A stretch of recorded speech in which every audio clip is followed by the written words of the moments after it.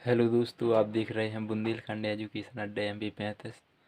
तो दोस्तों, प्रतियोगिता परीक्षा में बहुत ही ज़्यादा आपने भी देखा होगा कि इतिहास से बहुत ज़्यादा क्वेश्चन पूछे जाते हैं।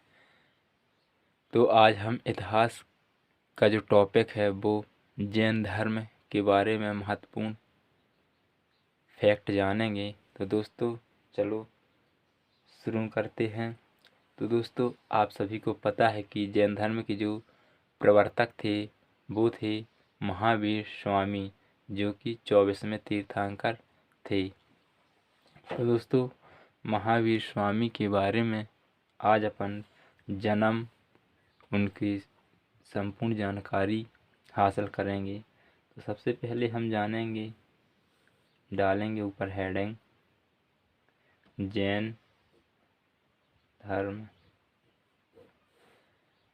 जैन धर्म में तो जैन धर्म में जो जैन के गुरु होते हैं वो तीर्थंकर के अनुसार चलते हैं। तो महावीर स्वामी 24वें तीर्थंकर थे, लेकिन पहले तीर्थंकर कौन थे? ऋषभदेव।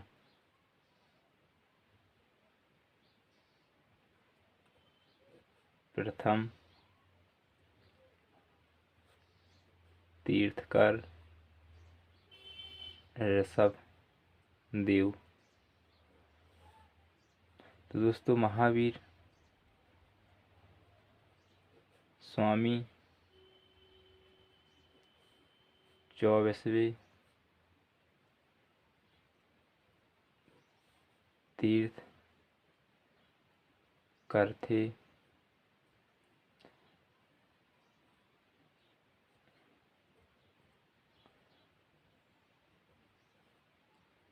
मल्लीनाथ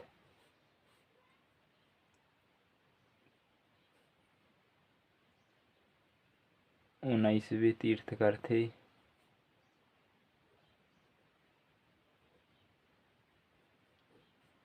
और पार्श्वनाथ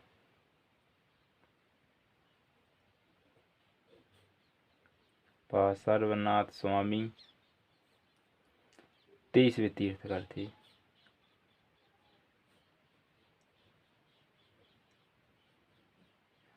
तो दोस्तों, आज हम बात करेंगे महावीर स्वामी की, जो महत्वपूर्ण माने जाते हैं। तो महावीर स्वामी का जन्म 540 ईसा पूर्व में। दोस्तों, 540 भी मिलता है और कहीं कहीं 599 भी मिलता है, तो मैं दोनों ही बता देता हूँ। 599।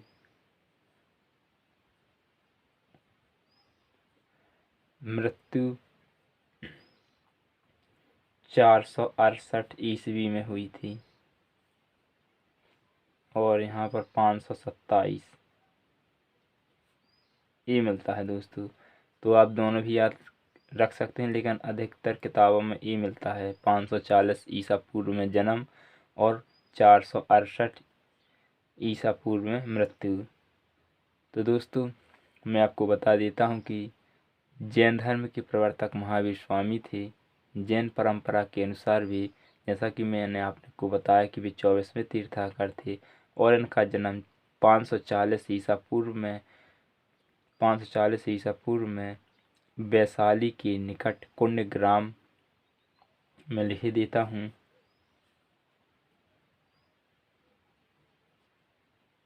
वैशाली के निकट एक कुंडग्राम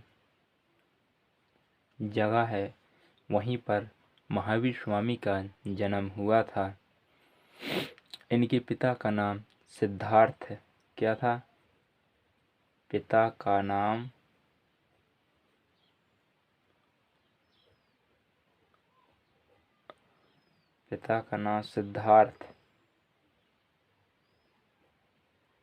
सिद्धार्थ और माता का नाम त्रिशला देवी।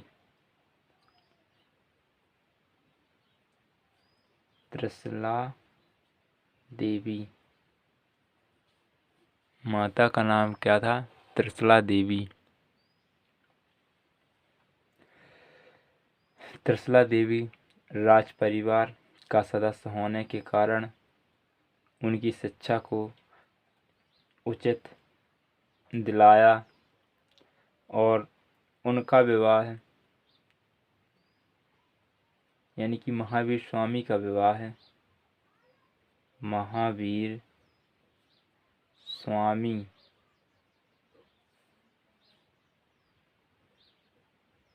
की पत्नी का नाम था यशोदा। क्या था? यशोदा। और महावीर स्वामी को यशोदा से ही प्राप्त एक पुत्री थी। पुत्री का नाम था अनुज्जा। अनुज्जा प्रियदर्शनीय भी मिलता है।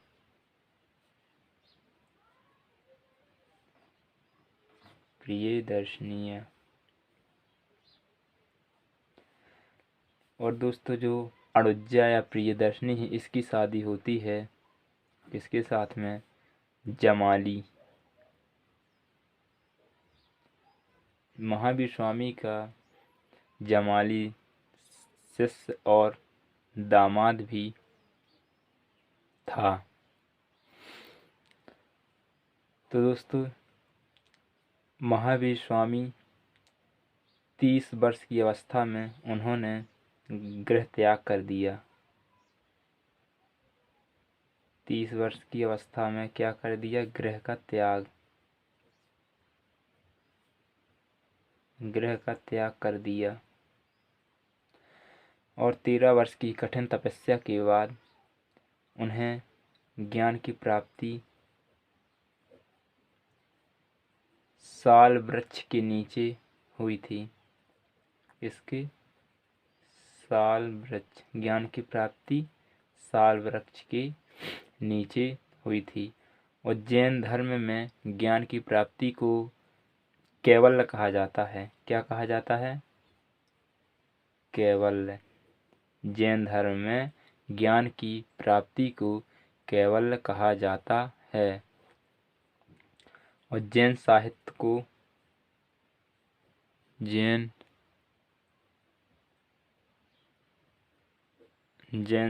को अंग कहा जाता है। क्या कहा जाता था? अंग कहा जाता था।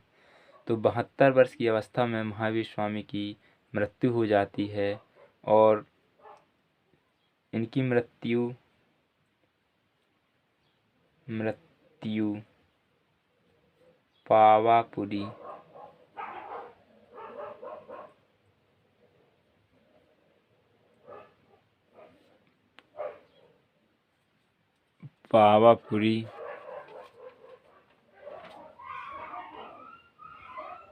पावापुरी के निकट हो जाती है। तो मृत्यु को जैन धर्म में मृत्यु की घटना को निर्वाह कहा जाता है। क्या कहा जाता है? निर्वाह। निर्वाह कहा जाता है। और एक शब्द और आपने दोस्तों देखा होगा कि जो जैन धर्म में आता है उसे कहते हैं, क्या कहते हैं? संलेखना व्रत। क्या कहते हैं? संलेखना व्रत। यानी कि भूखा रहकर प्राण त्यागना। भूखा रहकर प्राण त्यागना।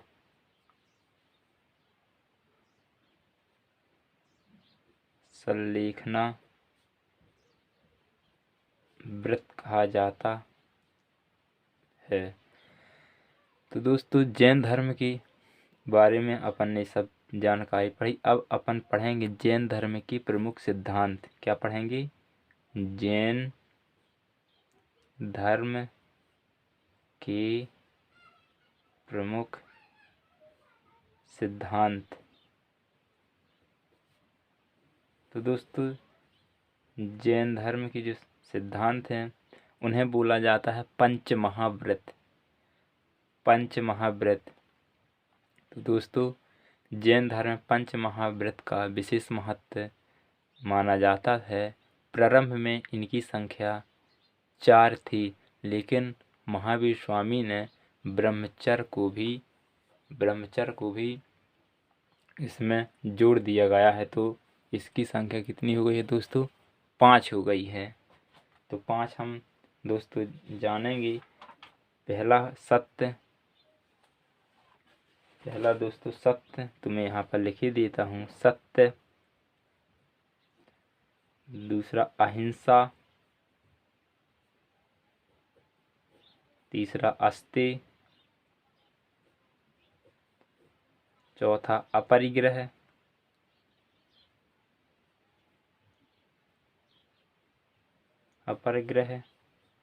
और 5वां ब्रह्मचर्य, जो कि महावीर स्वामी ब्रह्मचर्य। दोस्तों आपसे पूछ सकता है कि 5वां जो पंच महाव्रत है यह किसके द्वारा जोड़ा गया था? तो आप बता सकते हैं कि जो जैन धर्म का पंच महाव्रत है, यानी कि जो सिद्धांत है वो ब्रह्मचर्य है। और ये किसने जोड़ा गया है? तो जैन धर्म के 24वें तीर्थंकर महावीर स्वामी के द्वारा जोड़ा गया है। तो दोस्तों सत्य, अहिंसा, अस्तेय, अपरिग्रह और ब्रह्मचर्य। तो दोस्तों आप सभी को पता होगा कि सत्य का अर्थ होता है कि जैन धर्म में प्रत्येक व्यक्ति को सत्य बोलना चाहिए। क्या बोलना चाहिए? सत्य बोलना चाहिए, चाहे परिस्थिति कैसी भी हो। जैन धर्म में ऐसा माना जाता है। अहिंसा, यह सबसे बड़ा सिद्धांत भी माना जाता है और जैन धर्म में अहिंसा पर विशेष बल दिया गया है। जैन धर्म के अनुसार किसी भी प्राणी को मन से भी बुरा भला नहीं बोलना चाहिए, ऐसा जैन धर्म में लिखा है। तीसरा अस्तेय। अस्तेय का अर्थ होता है चोरी ना करना। जैन धर्म में ये भी बताया गया है कि यदि आवश्यकता से ज़्यादा वस्तुएं चोरी की समान मानी जाती हैं तो सत्य, अहिंसा, अस्तेय, अपरिग्रह, यानी कि जैन धर्म में बताया गया है कि जो अपरिग्रह है इसमें प्रत्येक व्यक्ति को अपने गृह का त्याग करना चाहिए, अपरिग्रह। और ब्रह्मचर्य में प्रत्येक जैन धर्म मानने वाले को ब्रह्मचर्य का पालन करना चाहिए। तो दोस्तों ये प्रमुख सिद्धांत थे। अब इसमें एक और आते हैं दोस्तों त्रिरत्न। त्रिरत्न भी सुन लीजिए दोस्तों। त्रिरत्न में आता है दोस्तों सम्यक ज्ञान,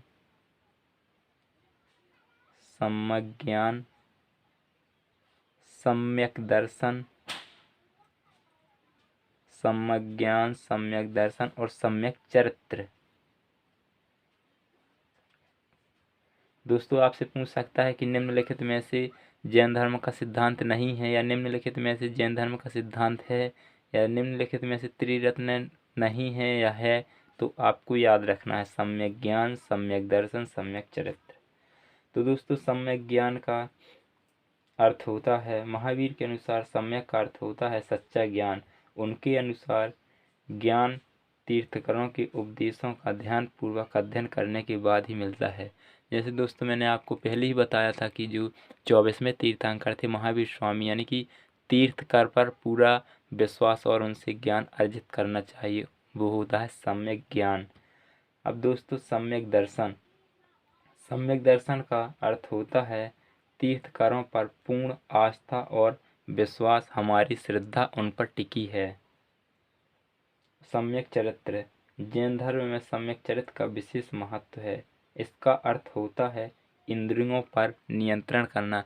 दोस्तों जैन धर्म के जो गुरु होते हैं वो अपनी इंद्रियों पर नियंत्रण रखते हैं। वो कहते हैं कि वो अपने बाल नहीं कटवाते और उनको उखाड़ देते हैं। तो दोस्तों आपको भी पता होगा कि बाल उखाड़ना बहुत ही दर्द महसूस होता होगा दोस्तों, लेकिन वो इस क्रिया को भी कर लेते हैं। तो जैन धर्म में शरीर को कष्ट देकर प्राण को त्यागना इसमें आता है। और इंद्रियों को, यदि जैन धर्म के गुरु ने सोच लिया कि हमको खाना नहीं खाना, तो वो खाना नहीं खाएंगे, क्योंकि वो अपनी ज्ञान इंद्रियों, यानी कि जो उनके अंदर विचार चलते हैं वो उन पर बहुत नियंत्रण करते हैं। एक और दोस्तों चलता है जैन धर्म में अग्निश्वरवाद। अग्निश्वरवाद में दोस्तों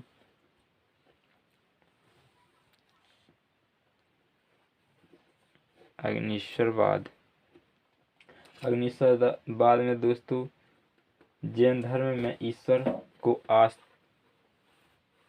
अस्तित्व यानी कि ईश्वर पे विश्वास नहीं किया गया है दोस्तों। ईश्वर पे विश्वास नहीं किया गया है, चाहे वो जैन धर्म हो चाहे वो बौद्ध धर्म हो, दोनों को क्या माना गया है? नास्तिक।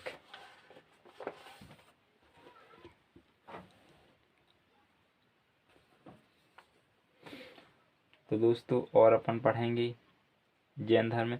लेकिन दोस्तों जैन धर्म के मौलिक ग्रंथ पूर्व कहलाते थे। क्या कहलाते थे? मौलिक ग्रंथ क्या कहलाते थे? पूर्व कहलाते थे। जैन धर्म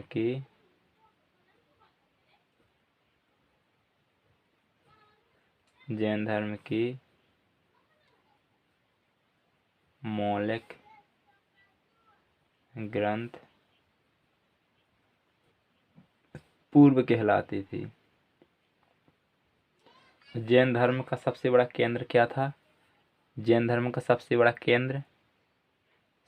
बड़ा केंद्र जैन धर्म का चंपा नगरी। क्या? चंपा नगरी।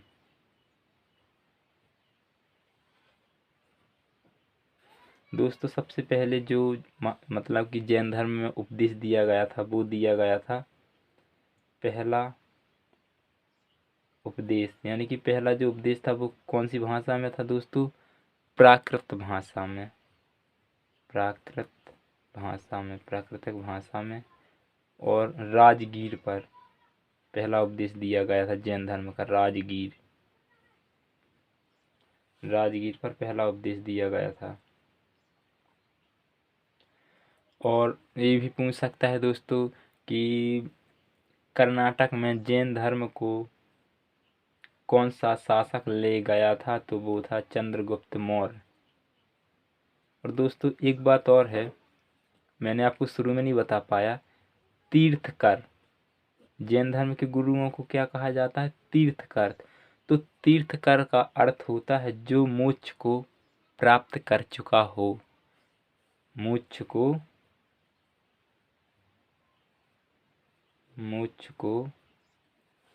प्राप्त कर चुका हो, वो तीर्थ कहलाता है।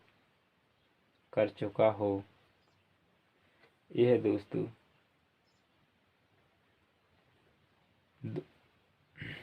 दोस्तों तो आपको और जानकारी बताते हैं। यदि आपको वीडियो अच्छा लगता है तो आप इसे लाइक और शेयर जरूर कर सकते हैं।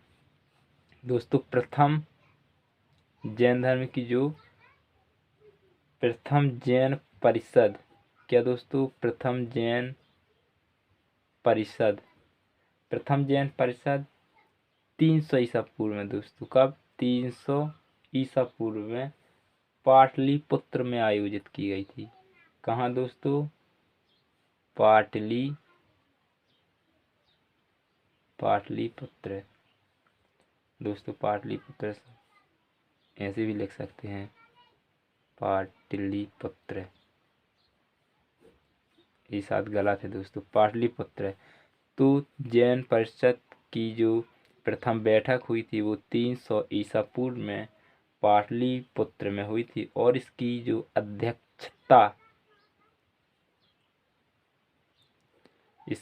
अध्यक्षता की थी वो थी देवर्षि क्षमा श्रवण ने। किसने? देवर्षि क्षमा श्रवण ने। और यह है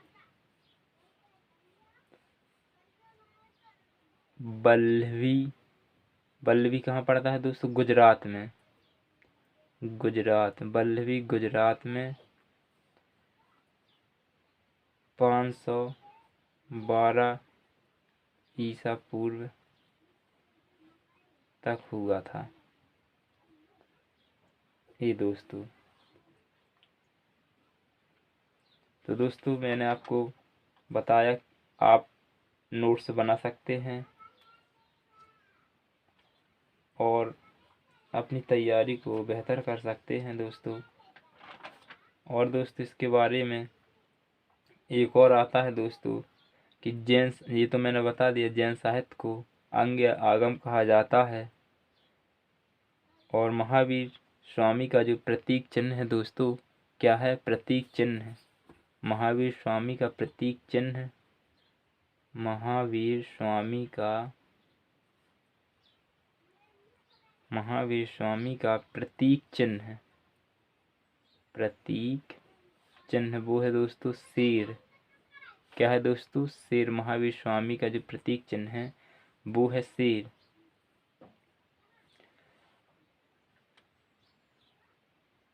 दोस्तों अंतिम तीर्थकर महावीर स्वामी के अनुयायी, यानी कि जो उनके शिष्य हुए उनको अनुयायी कहा जाता था। तो दोस्तों जो अंतिम अनुयायी थे उन्हें निर्ग्रंथ कहा जाता था। क्या कहा जाता था? अंतिम अनुयायी को निर्ग्रंथ कहा जाता था। जैन मंदिरों का निर्माण, जो आपने देखा होगा दोस्तों कि जो मध्य प्रदेश के छतरपुर जिला में जो खजुराहो है, जिसे खजूर वाटिका या खजूरों का बगीचा भी कहा जाता था दोस्तों, तो वहाँ पर जो चंदेल यानी कि जो खजुराहो के मंदिरों का निर्माण करवाया है वो चंदेल वंशों के द्वारा किया गया था। तो दोस्तों महावीर स्वामी को जो ज्ञान की प्राप्ति हुई थी उस नदी का नाम है दोस्तों, क्या नाम था? ऋचुपालिका नदी। ज्ञान की प्राप्ति किस नदी के किनारे? ये भी एग्जाम में पूछ सकता है। ज्ञान की प्राप्ति दोस्तों आप सुनते जाइए, लिखना तो ऐसा है कि आप सुन के भी लिख सकते हैं। ज्ञान की प्राप्ति ऋजु पालिका नदी के तट पर ज्ञान की प्राप्ति हुई थी।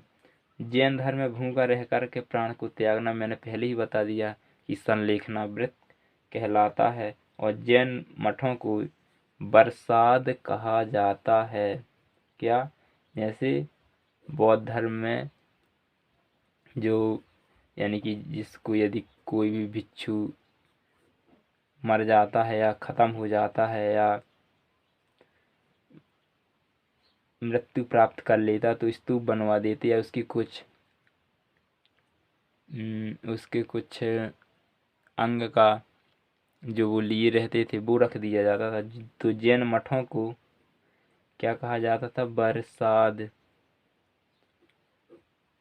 बरसात कहा जाता था। महावीर स्वामी की मृत्यु के बाद सुधर्मन को गंधर्व था जैन गुरु बना था। क्या बना था? जैन गुरु बना था महावीर स्वामी के बाद सुधर्मन। तो महावीर स्वामी के बाद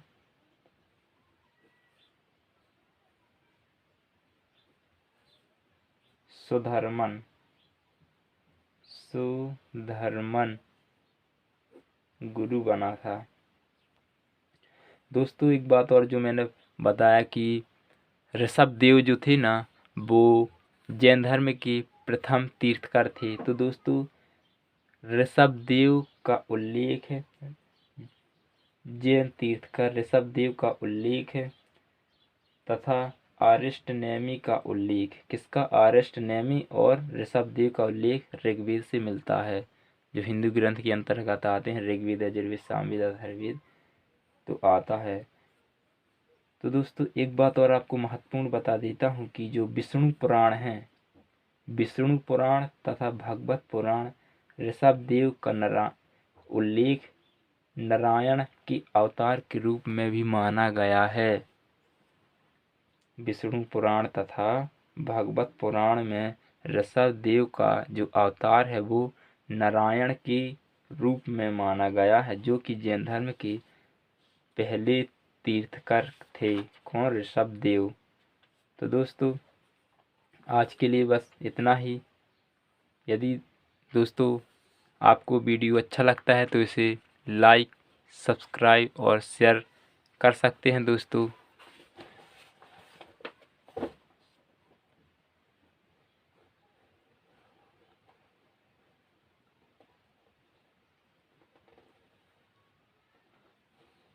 तो दोस्तों अगला टॉपिक जैन धर्म से रिलेटेड बनाएंगे।